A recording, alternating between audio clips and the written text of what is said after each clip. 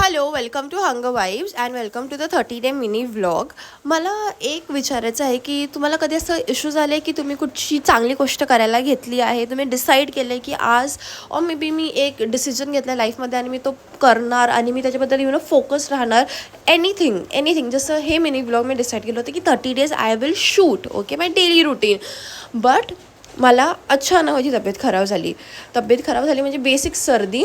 आणि सर्दी झाली की बाबा खूप त्रास होता आणि तेच माझ्यासोबत झालं. मी नॉर्मल होती, मी माझे सगळे कामं केले, मी ऑफिसला गेली अँड अचानक एनर्जी एवढी डाऊन झाली की माझ्यामध्ये ताकदच नव्हती की मी लंच करू, मी काही करू.